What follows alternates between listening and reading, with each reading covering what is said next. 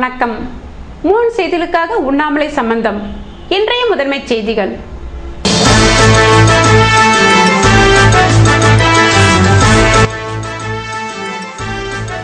மத்திய உள்துறை அமைச்சருடன் முதல்வர் சந்திப்பு. புதுவை மாநிலத்தின் வளர்ச்சி திட்டங்களுக்கு முன்னுரிமை வழங்க வேண்டும் என வலியுறுத்தல்.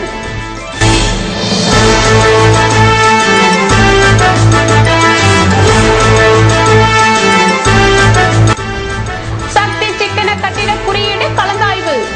எரிசக்தி முகமை நடத்தி ஒரு நாள் பணிமனையில் அரசு துறை மற்றும் தனியார் பொறியாளர் பங்கேற்பு.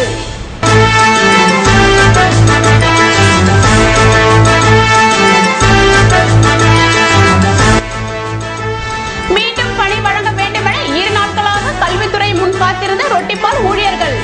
நிலுவையில் உள்ள சம்பளம் வழங்கவும் கோரிக்கை. இனி விரிவான செய்திகள். மத்திய உள்துறை அமைச்சர் ராஜ்நாத் சிங்கை சந்தித்து முதல்வர் ரங்கசாமி கவர்னரை மாற்ற வேண்டும் என்று வலியுறுத்தினார். புதுவை முதல்வர் ரங்கசாமி பிரதமர் நரேந்திர மோடியை சந்திக்க நேற்று முன்தினம் டெல்லி சென்றார்.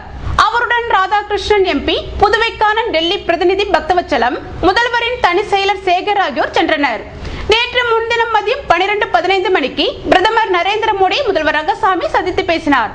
அப்போது புதுவைக்கு மாநில அந்தஸ்து வழங்க வேண்டும், புதுவைக்கான மத்திய கடன் ரூபாய் 6000 கோடியை தள்ளுபடி செய்ய வேண்டும், நிதி கமிஷனில் புதுவை மாநிலத்தை சேர்க்க வேண்டும், மாநில சுற்றுலா வளர்ச்சிக்கு நிதி ஒதுக்க வேண்டும், புதுவை மாநில இளைஞர்களுக்கு வேலைவாய்ப்பு ஏற்படுத்த புதிய தொழிற்சாலைகள் உருவாக்க வேண்டும் என்பது உள்ளிட்ட பல்வேறு கோரிக்கைகளை வலியுறுத்தி பிரதமரிடம் மனு அளித்தார். பின்னர் இரவு 9 மணிக்கு மத்திய நிதி அமைச்சர் அருண் ஜெட்லியை சந்தித்து பேசினார்.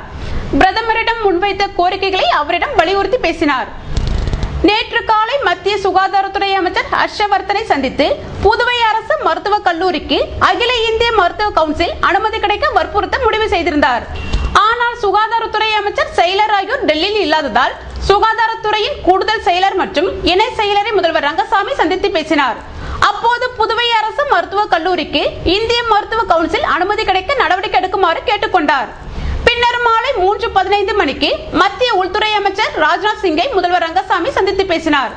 அப்போது புதுவைக்கு மாநில அந்தஸ்து வழங்க வேண்டும், நிதி பற்றாக்குறையை போக்க மத்திய கடன் ரூபாய் 6000 கோடியை தள்ளுபடி செய்ய வேண்டும், மேலும் புதுவை மாநில வளர்ச்சி திட்டங்களுக்கு முன்னுரிமை அளித்து தேவையான நிதி ஒதுக்க வேண்டும், நியமன எம்எல்ஏ மற்றும் வாரிய தலைவர்கள் நியமனங்களுக்கு அனுமதி வழங்க வேண்டும், புதுவை கவர்னரை மாற்ற வேண்டும் என்பது உள்ளிட்ட பல்வேறு கோரிக்கைகளை அவரிடம் வலியுறுத்தினார்.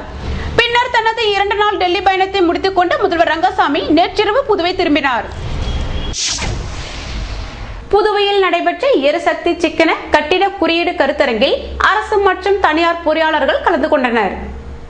புதுச்சேரி புதுப்பிக்கவல்ல எரிசக்தி முகமை, மத்திய அரசின் சக்தி மேம்பாட்டு குழு இணைந்து நடத்தும் சக்தி சிக்கன கட்டிட குறியீடு திட்டத்திற்கான ஒரு நாள் கலந்தாய்வு பணிமனை புதுச்சேரி ஹோட்டல் ஆனந்தா இன்னில் நடைபெற்றது. இப்பணிமனையின் நோக்கமானது மாநில அளவில் உள்ள அனைத்து பொது மற்றும் தனியார் நிறுவனங்களில் தங்கள் நிறுவனத்தின் செயல்பாடுகள், பொருளாதாரம், உற்பத்தி, சுற்றுச்சூழல் மற்றும் சுகாதாரம் சீர்குலையாத வகையில் சக்தி சிக்கன கட்டிட குறியீடினை அமுல்படுத்தி மாநிலத்தின் மொத்த சக்தி தேவையினை குறைத்து சக்தி சிக்கனத்தை ஊக்குவிப்பதே ஆகும்.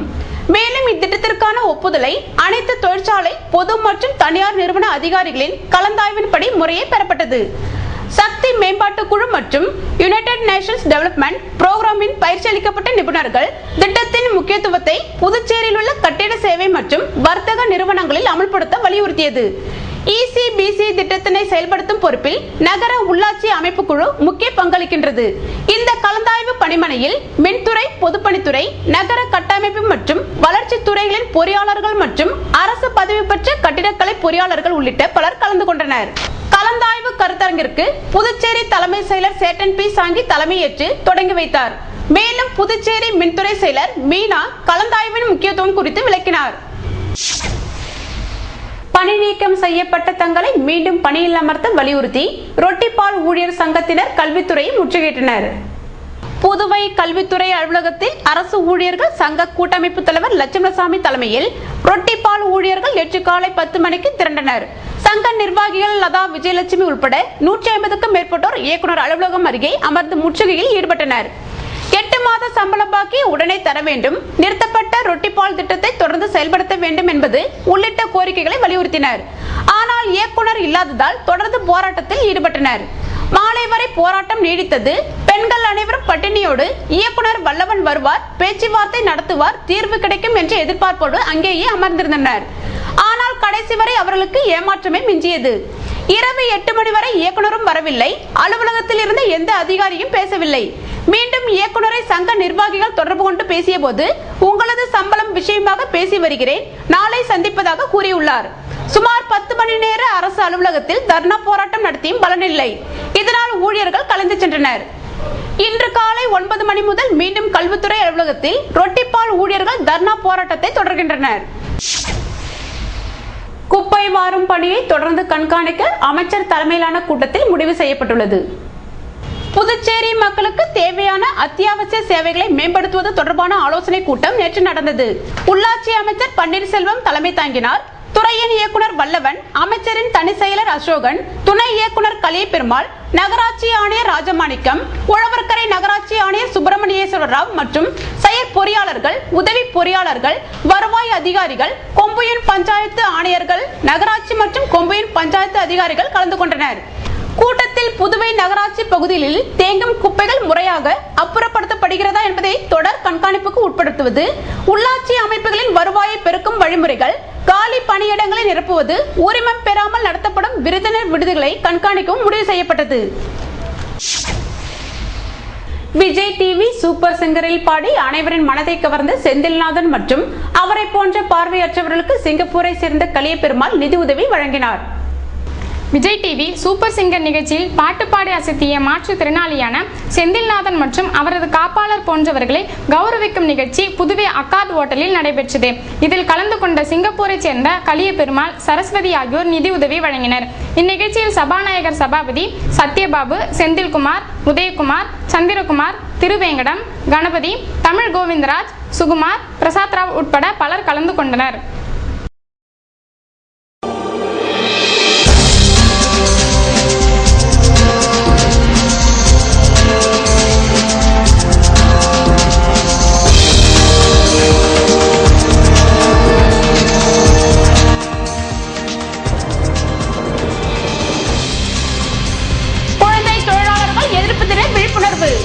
சைல்டு லைன் நடத்திய பிரச்சாரத்தில் பள்ளி மாணவ மாணவிகள் பங்கேற்பு.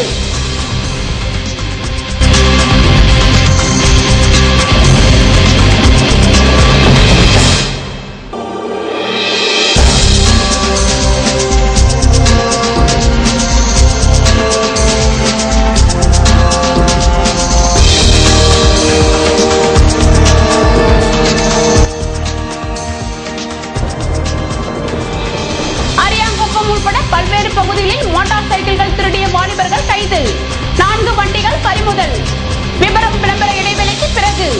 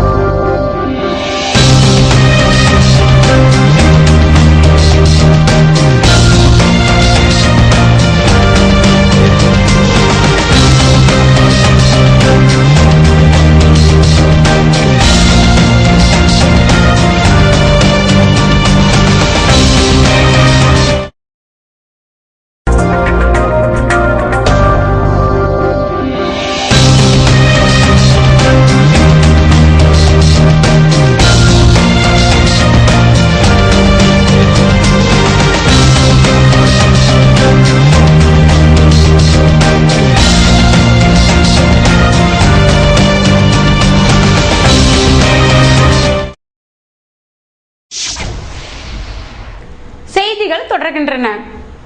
உத்தரப்பிரதேச மாநிலத்தில் தலித் சிறுமிகள் பாலியல் பலாத்காரம் செய்யப்பட்டு கொல்லப்பட்ட சம்பவத்தை கண்டித்து புதுவையில் பகுஜன் சமாஜ் கட்சியினர் ஆர்ப்பாட்டத்தில் ஈடுபட்டனர். உத்தரப்பிரதேச மாநிலத்தில் 2 தலித் சிறுமியர் கற்பழித்து கொலை செய்யப்பட்டு தூக்கில் தொங்கவிடப்பட்ட சம்பவத்தை கண்டித்து அம்மாநில முதல்வர் அகிலேஷ் யாதவின் சமாஜ்வாதி அரசை டிஸ்மிஸ் செய்ய வலியுறுத்தி புதுச்சேரி தலைமை தபால் நிலையம் முன்பு கண்டன ஆர்ப்பாட்டம் நடைபெற்றது.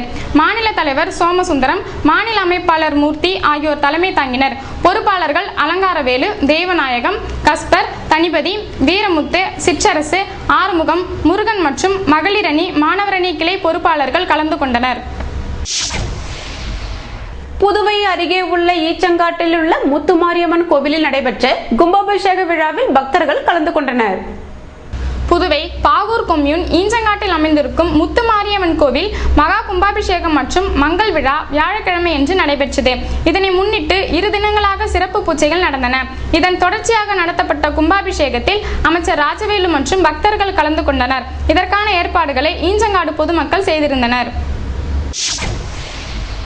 சர்வதேச குழந்தைகள் தொழிலாளர்கள் எதிர்ப்பு தினத்தை ஒட்டி சைல்டு லைன் சார்பில் விழிப்புணர்வு பிரச்சாரம் நடத்தப்பட்டது.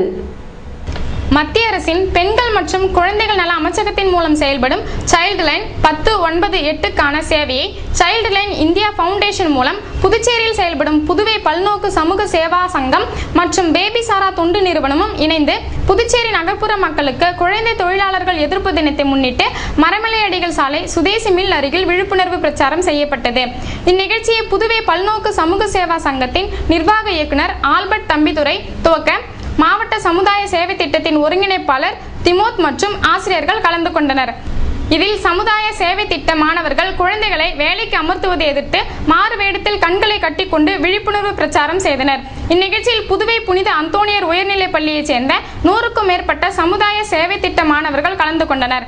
இந்நிகழ்ச்சிக்கான ஏற்பாடுகளை சைல்டு லைன் திட்ட பணியாளர்கள் செய்திருந்தனர்.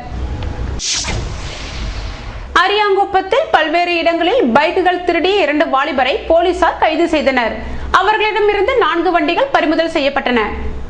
புதுவை அரியாங்குப்பம் சப் இன்ஸ்பெக்டர் செல்வராஜ் தலைமையிலான போலீசார் நேற்று அதிகாலை 3:15 மணி அளவில் கடலூர் ரோட்டில் நோனாங்குப்பம் சுண்ணாம்பாறு பாலம் அருகே தீவிர வாகன சோதனை நடத்தினர். அப்போது அந்த வழியாக நம்பர் பிளேட் இல்லாத பைக்கில் வந்த 2 வாலிபர்களை பிடித்து விசாரணை நடத்தினர்.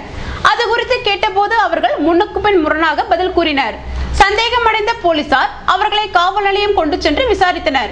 இதில் அவர்கள் வந்தது திருட்டு பைக் என்பதும் அரியாங்குப்பம் தவளக்குப்பம் பகுதியில் பல்வேறு இடங்களில் மேலும் 3 பைக்குகளை திருடி வீட்டில் வைத்திருந்தது தெரிய வந்தது.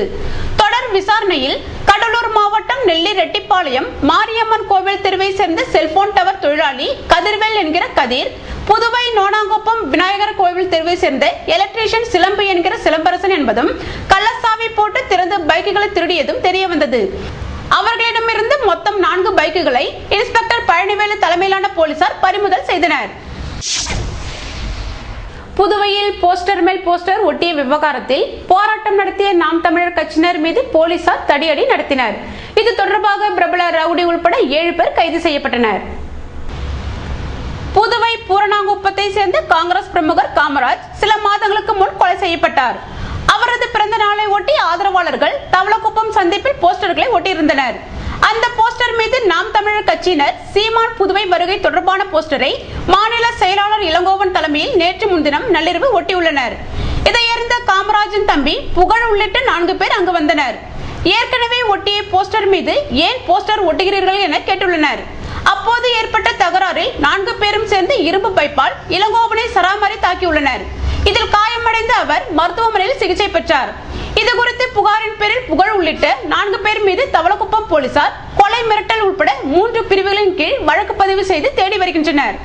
இந்த நிலையில் நாம் தமிழர் கட்சியினர் 30க்கும் மேற்பட்டோர் தவளக்குப்பம் காவல் நிலையம் எதிரே நேற்று மதியம் திரண்டனர். அவர்களிடம் inspector Palanivel, sub inspector Dhanaselvam ஆகியோர் புகாரின் பேரில் உரிய வழக்கு பதிவு செய்யப்பட்டு விட்டது என்றனர். அதற்கு அவர்கள் ஏன் கொலை முயற்சி வழக்கு பதியவில்லை என கேட்டுள்ளனர். சாதாரண அடிதடிக்கு கொலை முயற்சி வழக்கு பதிய மாட்டோம் என போலீசார் பதிலளித்தனர். அப்போது காவல் நிலையம் எதிரே திரண்டிருந்த நாம் தமிழர் கட்சியினர் புதுவை கடலூர் மெயின் ரோட்டில் திடீர் சாலை மறியலில் ஈடுபட்டனர். மறியலை விலக்கச் சென்ற போலீசார் பிரபல ரவுடி நொல்லபாலா அங்கிருந்ததை கண்டு அதிர்ச்சி அடைந்தனர். உடனடியாக போலீசார் நொல்லபாலாவை பிடித்து இழுத்தனர். இதற்கு நாம் தமிழர் கட்சியினர் எதிர்ப்பு தெரிவித்து வாக்குவாதத்தில் ஈடுபட்டனர். இதையடுத்து போலீசார் தடியடி நடத்தி கூட்டத்தை கலைத்தனர். மறியலில் ஈடுபட்டவர்கள் நாலாபுரமும் சிதறி ஓடினர். இதனால் அப்பகுதி போர்க்களம் போல் காட்சியளித்தது. ரவுடி நொல்லபாலா, கோவலன் உள்ளிட்ட 7 பேர் போலீஸ் பிடியில் சிக்கினர். அவர்களை போலீசார் கைது செய்து காவல் நிலையத்திற்கு கொண்டு சென்றனர். இச்சம்பவத்தால் தவளக்குப்பத்தில் நேற்று மதியம் பெரும் பரபரப்பு ஏற்பட்டது.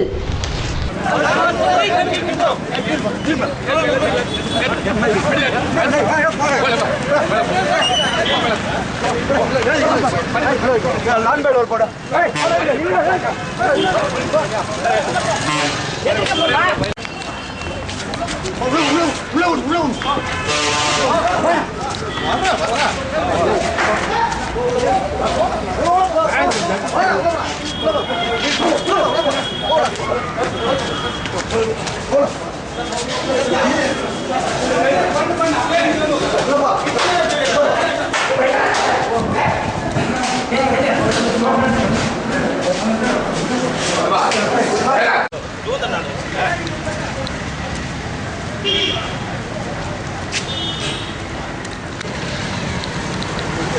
எந்த வண்டியில் எந்த வண்டியில் அந்த வண்டியில்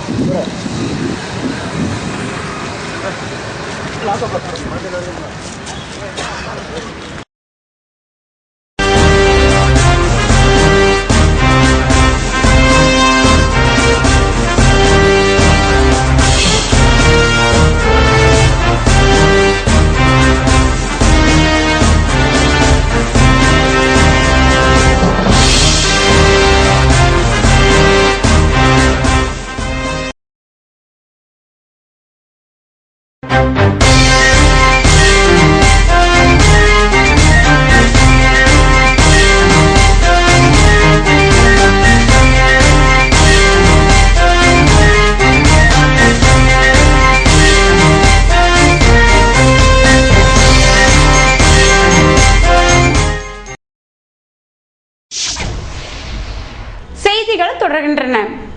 புதுவை அருகே உள்ள காலாப்பட்டில் திமுக கொடியேற்று விழாவில் கட்சி நிர்வாகிகள் கலந்து கொண்டனர்.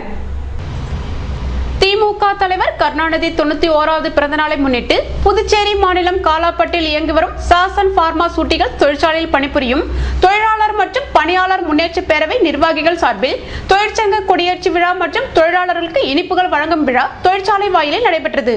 விழாவிற்கு முன்னாள் சட்டமன்ற உறுப்பினரும் மாநில இளைஞர் அணி முன்னாள் அமைப்பாளருமான சிவா தலைமை தாங்கினார். திமுக மாநில கழக பொருளாளரும் முன்னாள் சட்டமன்ற உறுப்பினருமான அனிபால் கென்னடி தொழிற்சங்க கொடியினை ஏற்றி வைத்து தொழிலாளர்களுக்கு இனிப்புகள் வழங்கி சிறப்புரையாற்றினார். முன்னதாக விழாவிற்கு வருகை புரிந்தவர்களை இலக்கிய அணியை சேர்ந்த சோமு என்கிற சோமசுந்தரம் வரவேற்று பேசினார். சாசன் தொழிற்சாலை தொழிலாளர் மற்றும் பணியாளர் முன்னேற்ற பேரவை நிர்வாகிகள் தலைவர் ஏழுமலை, சுயம்புலிங்கம், அக்பர், ஆறுமுகம், பாபு, ரவிச்சந்திரன், பால்ராஜ், ரமேஷ், ஸ்ரீதர், சக்திவேல், செந்தில்குமார், தொழிலாளர் சங்க தலைவர் அருள் குமார், அச்சுதன், ராமச்சந்திரன், ஆறுமுகம், சுந்தரமூர்த்தி, மணி, சுரேஷ், சோமசுந்தரம், இஸ்மாயில், சண்முகம், மகேந்திரன், ராமன், பிரபாகரன் ஆகியோர் முன்னிலை வகித்தனர்.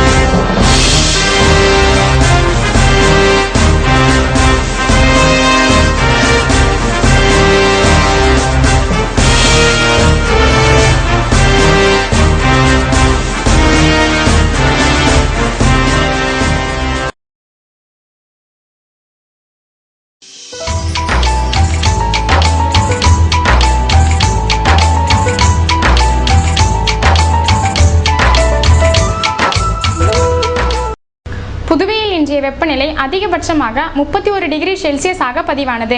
நாளைய வானிலை 32 டிகிரி செல்சியஸாக காணப்படுவதுடன் வானம் வறண்ட நிலையில் காணப்படும் என வானிலை மையம் தெரிவித்துள்ளது.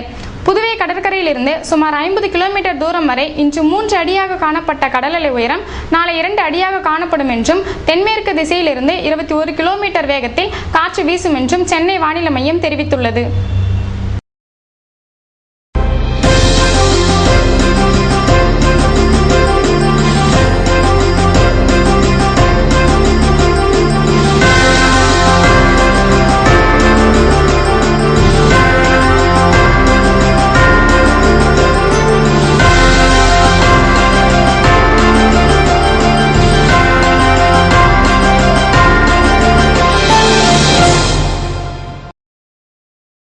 மீண்டும் இன்றைய முதன்மை செய்திகள்.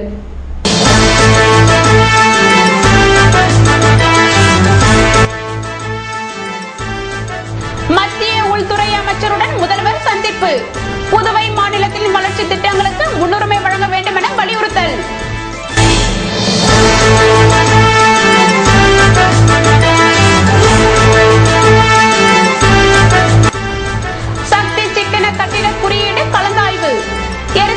முகாமை நடத்தி ஒரு நாள் பணிமனையில் அரசு துறை மற்றும் தனியார் பொறியாளர் பங்கேற்பு.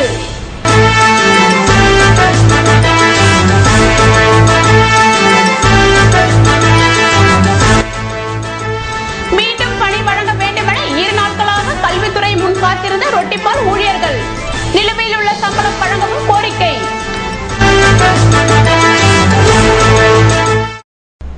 இத்துடன் செய்திகள் நிறைவடைந்தன. வணக்கம்.